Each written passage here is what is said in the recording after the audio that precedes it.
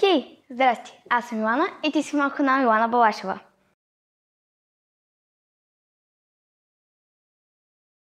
В това видео ще ви покажа как да направите странично колело или, както аз по-добре го знам, циганско колело, но ако за някой това не е уместно, на това видео ще се опитам да му казвам странично колело.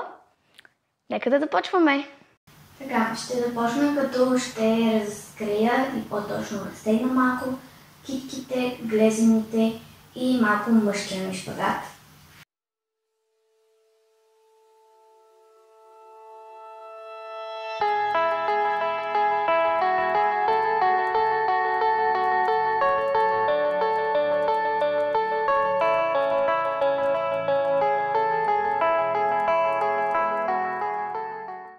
Сега ще продължа с самото циганско колело. Като първото нещо, което трябва да направите е да разберете с кой крак ви е по-удобно да започнете. Като може да направите това, като пробвате да правите циганско колело с единия и с другия крак, или да отивате в стойка на ръце и просто с който се чувствате по-добре и някакси по-натурално. Това значи, че той е добрия крак. Като в моят случай е десния крак. Затова, ако някъде казвам с десния крак, вие имате предвид, че е с левия крак. Също нещо, което има значение, по принцип хората, които са десничари, им е по-лесно дясно с десния крак да започват, но е много възможно да не бъде така. Затова, след като вече сте се вкарали, да продължим с по-точно как става. Започва се по ето този начин на лънч, не съм много сигурна на български как е, напът, напът, моя грешка. Като предния крак ви е свит, задния ви е опънат, предния трябва да е този, с който е удобно да започнете. Ръцете са горе, опънати до ушите, важно да са опънати и да са прилепени до ушите. Като е много важно да направите грешката да започвате така настрани, трябва да сте напред, това е правилното. И ви препоръчвам да започнете да се упражнявате, като от напад отивате в тази позиция, която е като Т наподобява, ето така. И си дръжте ръцете до ушите. Сега, след като изтренирате това, може да започнете да си поставяте ръцете настрани, като точно тук се обръща настрани реално колелото, затова ръцете ви трябва да бъдат не така напред, ами ето така настрани. И започнете да сливате двете движения, т.е. да правите така. И завършването ви ще бъде по същия начин, обаче с другия ви крак отпред. Т.е. ето така, сега съм с десния крак напред. Като го направя, левия ми идва отпред. Като аз ви препоръчвам просто да се опитате, дори в началото ви да бъде нещо такова.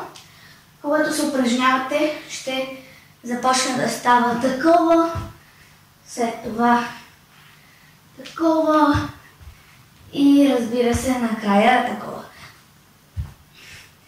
Като важно е, след като вече успеете да го направите, дори да не бъде перфектно, т.е. да бъде нещо такова, ви препоръчвам да започнете да се опитвате да си опънете и разкрачите краката, възможно най-много, колкото можете.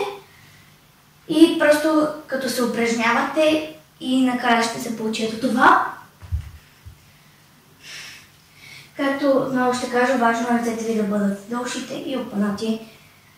Също трябва да гледате към земята, като го правите, и може да се стараете да го правите в една линия, като може с това да ви помогне, ако имате някакво място в апартамента ви, където има просто права линия на земята и може да го правите върху него. Също след като вече можете на удобната ви страна, може да започнете да се опитвате да го научите на другата страна, т.е. в моя случай с левия крак, или на една ръка, на другата ръка, или с ето това движение накрая. Като има много различни варианти, Това всъщност е едно, според мен, доста лесно умение, не изисква никаква гъвкавост или сила, която трябва да можете. Просто трябва да сте смели, защото ако ви е страх, няма как да стане. Но аз мисля, че всеки може да научи това. И просто след като успеете да го научите, се старайте всеки път да си опъвате и разкрачвате краката възможно най-много.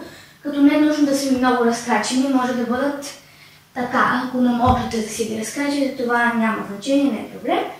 Просто според мен лично изглежда по-добре, когато съм по-отворени краката.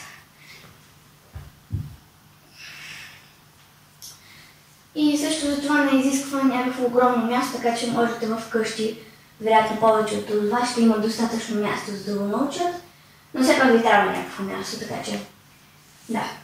И след като се упражнявате известно време, съм сигурна, че ще го научите, защото просто е доста лесно.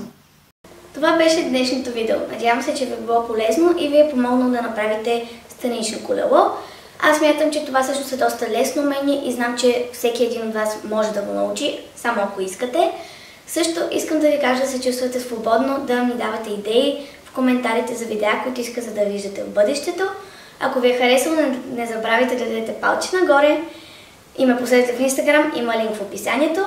Ето тук може да се абонирате за канала ми и да цъкнете камбанката. Ето тук може да гледате някое мое предишно видео. Аз съм Милана Балашева, това беше 8-то ми видео. Чао и не забравяйте да мечтаете!